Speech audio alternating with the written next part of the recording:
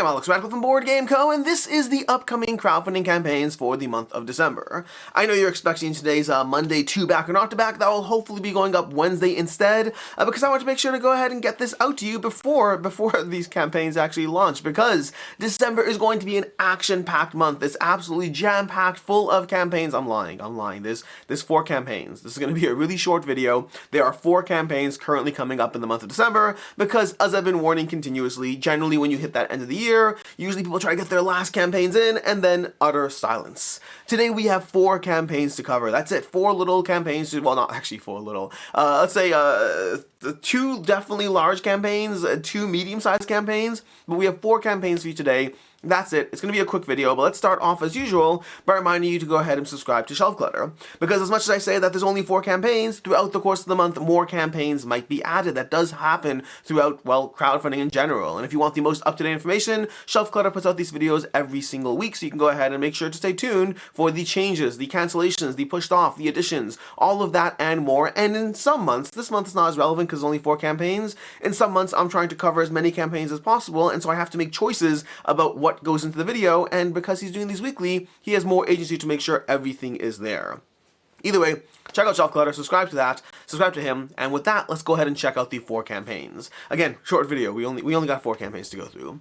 But starting off, and these are all launching basically Tuesday. So like you're watching this video Monday, these are, I think maybe one of them, maybe the last one's launching Wednesday. We'll check, let's go through this.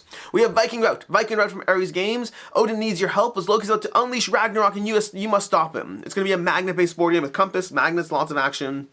The basic idea is using a magnet system over here. You're going to have various ravens that go on the board. They have actual magnets in them. They have a compass. You're piloting the ship through that. And then there's more to it as well. But it has that gimmick aspect to it. And gimmick's not necessarily a bad thing. Could be a good thing. Could be a bad thing. But lots of maps, lots of action, lots of figures. Coming from Ares Games. It's an adventure. It's a cooperative adventure with magnets and compass manipulation as you pilot your Drakkar across these various lands. So that's the general idea of what you're doing over here. You have your larger ship abstracted to the side. You have the actual compass that'll be moving around through the use of the magnets as the various ravens pull them in different direction, push and pull them in different directions, and that's basically what you got for Viking Route, launching on Tuesday. We have Tales of the Arabian Night 40th Anniversary Edition launching on Tuesday as well. Fun fact on this one, Tales of the Arabian Nights, the original way back when, is the game that convinced me that I don't like narrative games. Now, granted, times have changed, but I originally played way back when I played Z-Man Games, Tales of the Arabian Nights. I was very intrigued by it, and I basically started playing, and I was like, this feels like it's Choose Your Own Adventure, the board game. I'd rather just read a story if I'm going to do that. Now, granted, I have not played this in a very long time. I have no idea. There are also changes to this edition, and the game is overall well enough rated. For me, at the time, I don't think I was someone who appreciated narrative back then. Over time, as time has gone on, I've played more and more different kinds of games, and I've definitely learned to appreciate it, but it certainly was a journey for me. If you want to see an older video, maybe I'll throw it down below. If you want a longer video to keep you busy today, there's a video titled, I think it's titled, I have to check this up, but like why I don't like narrative games or something like that. I don't remember. Like when I first started doing YouTube, I did a video talking about how narrative games aren't for me. But since then, narrative games can be for me. My own personal tastes have changed, but also the types of games that trigger that narrative impulse, or the narrative enjoyment and appreciation, it's going to be case by case. But Tales of the Arabian Nights was the original game that made me think that I don't like narrative games. Not to actually diss on this one, I'm very actually intrigued to play it because I want to see how my own tastes have changed over the years and whether it's something I would appreciate now or not. That said, this also changes. This is coming to you from Play to Z, by the way, launching Tuesday. There's going to be 4,000 people following the campaign, but it's basically a choose your own adventure board game with mechanical choices as well and with changes to the game design. So we have, well, what's new? Love knows no barriers, every adventure is welcome. We have a place of power encounter cards, new encounters, new paragraphs. There's a solo mode. There's new artwork to the game. They have feedback as far as encounters over here, so like statuses don't last as long. Apparently in the original game you could possibly be like locked up for who knows how long. They made sure that you don't get bogged down. Similarly with terrain encounters, certain cards you draw that might not be relevant, you have the opportunity to use them later as opposed to just wasting them. So there are a bunch of changes to the gameplay as well. But this is taking the original Tales of the Arabian Nights and redoing it in case you are interested in checking out what that game was about and what the new version of the game will be about. Moving on, we have Enormity. Enormity by Into the Unknown, which I didn't even realize this was coming. This is not on my radar at all. But Enormity for Into the Unknown, 8,000 people following this campaign. Into the Unknown, famous for Alien Trespass Odyssey, Kingdoms Forlorn, and other games, or is it just those 2? They had multiple campaigns, but I think it's just those 2 games. I could be wrong. Either way, we have Enormity. Enormity is going to be a dungeon crawler with either campaign aspects or single-shot mode, which is important because if you've been watching any of the videos we've seen on the channel, especially for someone like myself, or honestly anyone who likes to get all the games, campaign on its own can be a lot. And considering Alien Trespass Odyssey games, their games can be a lot. They can be overwhelming as far as the amount of content. This is introducing single-shot as well, but it's going to be a 1 to 4 player extraction dungeon crawler with epic boss battles. But it's not just a boss battler, it is very much a dungeon crawler as you play out on the ship over here, the ship that's known as the Shepherd. Someone's played Mass Effect, Commander Shepard over there, but you'll be exploring a massive NASF ship, the Shepherd, moving from area to area, scavenging loot and knowledge, based on a combination of things. It's a cosmic love child of hard science fiction, aliens, Lovecraft, a touch of old Star Wars. I'm surprised they didn't put Mass Effect there because there's no way that the ship is called the Shepherd unless there's also some Mass Effect in there. It's gotta be, right? It's gotta be. I think so. Also Can't Hurt as far as Nemesis and aliens in general, as far as that inspiration, but that's going to be coming to you from Into the Unknown. It's not just another boss battler. It's going to unfold over dozens of interconnected maps. There's only one board, mysterious starship, and then there's a whole thing about you'll be able to enjoy Enormity at your own pace as a single session or modular interconnected campaigns that will never proceed the same way twice, providing you with endless replayability. And of course the story, etc. So again, kind of giving you the high notes over here. It's a single shot. It's also got campaign and story and all those things. To the last thing, to the student alumni of our best-selling, critically rated debut game, we now have, this is not the ICP mechanics you know expect. There's just one Skellion, 1 die resolution. For context, this is going to be building a little bit off the escalation that they use in their other games, where as battles go on, they wind up, not down. Players don't slowly die from fatigue, rather everyone gets more powerful, which is a system I like. It's a system that's been very prevalent in Cthulhu Death May Die, and I like that kind of system where things just get rapidly more and more intense as the game proceeds, so as the game goes on. So they're using that system that they've done with their other games as well. That's Enormity. Enormity launching very shortly from Into the Unknown. I believe launching Tuesday, unless things got changed, but I didn't see anything getting changed.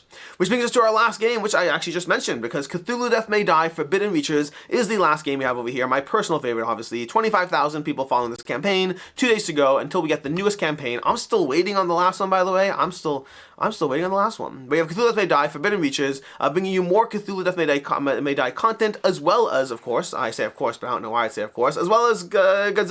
Godzilla's going to be in this one as a giant beast, so you can get the giant Cthulhu in case you missed out on that. You can also get the giant Godzilla, not just the small promo Godzilla. You can then get the giant Godzilla, and yes, there is a way for them to go ahead and fight each other. I'm pretty sure they said that somewhere, that you can go ahead and fight each other. I'm 99% sure that's been said. But over here we have a giant Godzilla fighting giant Cthulhu, which ironically, as much as I love Cthulhu Death May Die, I'm not here for the giant Godzilla. I don't really care about Godzilla at all. I haven't even played the Godzilla promo, although I probably should, because I do like Cthulhu Death May Die, and I probably should play it. But that said, we're going to have more content over here. I saw a few people in the comments who were like, we don't need more investigators. And I'm like, I always want more investigators. Granted, I have season 1, not season 2. So maybe once you have season 2, you don't need more investigators. I do have promos, but I love the investigators. I do wish there were more new basic skills, but granted, the system and the framework is too built on the basic skills at this point, that at this point it's still going to come down to some combination of basic skills and then the advanced unique skill. But I'm still always here for that. I love trying different investigators, love seeing which ones and how they're going to work and what cool systems they come up with. Although again, maybe after the first 2 seasons, maybe you just don't need more iterative, unique skills for the investigators. That said, I'm not against more of everything else cool. I'm not against more relics that are cool, I don't even know the new, I don't know a thing. I don't know what's coming on this. I don't know what's happening past what they show on the campaign page over here. I'm excited because Cthulhu Death May Die is one of my favorite games, my second favorite game of all time, and that is what we have for your 4 campaigns for December. It's a light month, like I said. As far as usually at the end of this video, I pick my top 3 favorite campaigns, but I think with 4 campaigns, picking my top 3 favorite would just be mean at that point. So I'm going to pick my favorite campaign, my campaign pick of the month, which is going to be Cthulhu Death May Die Forbidden Reaches. I don't think that's a surprise. The others all seem interesting to some degree, but just based on my own personal board game collection, what I like, Cthulhu Death May Die is very much the campaign that I'm looking forward to, and as I was talking to somebody else a few minutes ago, these campaigns are not fighting with as much limited budget, considering there's much less crowdfunding going on. Although they are fighting with holiday shopping, which is why there's always so few campaigns in December. And fun fact, because we have a few extra minutes, just because of how short this video is, let's talk about Cthulhu Death May Die and the rankings, because I thought this was fun to dive into.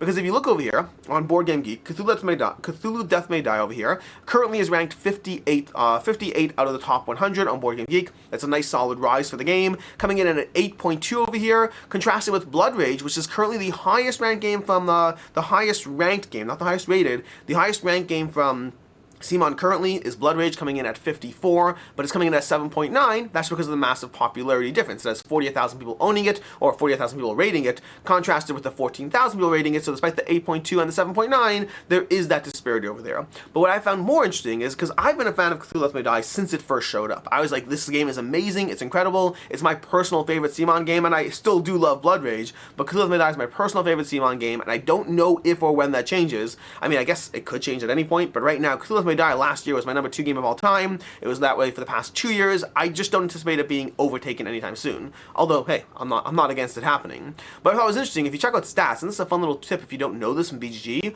you can go to the stats page and you can click on this little historical rank button, and this will show you, I'm blocking the historical rank button, and you can't see it. It's right underneath my mouse over here. That's my face. My face is in the way. I'm sorry.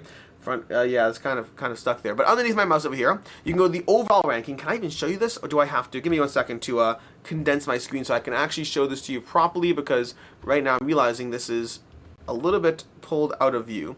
This should do it-ish. Let's see if we go down like that. Sorry, I didn't realize, if I go like this over here, that's good enough. There we go. Okay, so let's go back for a second. Let's show this to you properly so you can actually see it. So if you go over here, you can go down and click on here, an overall rank. And then when you do that, you can see an actual tracking of the ranking over time. So you see across the 6 months, it actually, 56 was the highest Cthulhu Left May Die has been. So it's actually seen some dips, then drop back down to 58, back up to 57, back down to 58, which again is always going to happen because new games come in and take their place. So new games do pop up. A game holding its ranking is actually a game doing very well because it's making sure to maintain competitiveness against the new stuff. But if you look across, like, 1 month, and 1 month too little. If you look across 1 year, you can see that it started over here at 70, and it's been slowly creeping up. So it has seen some dips, but it started at 70. And if you look at all time's tricky because you get all this time where it didn't really matter, but then it started delivering in 2019. And you can see it start creeping up to 129.6. You can see it drop 821, 787, 622. You can see over the period of a year plus, it's slowly, more than a year, 2 years, how long does it take to break into the top 100? It starts over here, like it's delivering around 2020 over here. So it's 821. And you can see in 2022, 2023, no, yep, we're going past. It breaks into, takes 2 years roughly for it to break into the top 100 and then continuously climb from there. So again, it's seen that slow climb over time. And the fun fact is, if you look at Blood Rage over here, Blood Rage has actually seen a bit of a dip or a change, because Blood Rage, if you click on the stats over here, started, if you go to all time, you can see it dipping from 49, 50, dropping down 53, 58. But if you look at all time, Blood Rage has actually been as high as 16 over here. I don't know if that's the highest. I wish there was a way to see the actual highest. I wonder if it's on the stats page. Strategy rank, highest. I don't see a way to see that there. I'm curious about that. But if you go to the overall rank over here for all time, you can see again, 16 is the highest I found. So you can see as ranked as high as the 16th highest game of all time, which is probably about when I picked it up, 2016. No, I probably picked it up later. I probably picked it up closer to around 2019, 2020, maybe, I'm not sure. But either way, you can see this one over time has slowly been dipping, 40, 44, 49, 50, until now it's at the 54 currently is at. Which means we are probably, almost certainly, going to see Cthulhu Left May Die pass Blood Rage and become officially the highest ranked game of CMON, the highest ranked game from CMON. That's just the thing I did today, because I was, at the end of the video, I was just looking up historical rankings, and then I did that, and I got lost in that. I was like, you know what, we have a 8-minute video today, we can spend 5 minutes on stats. Anyways, that is basically your upcoming crowdfunding campaign for the month of December. We will be back next week with, that's not true, we'll be back on Wednesday with our 2 back and not to back. And until next time, I'm Alex Radcliffe from Board Game Co. I hope you enjoyed this video, and as always, I hope you have a good one.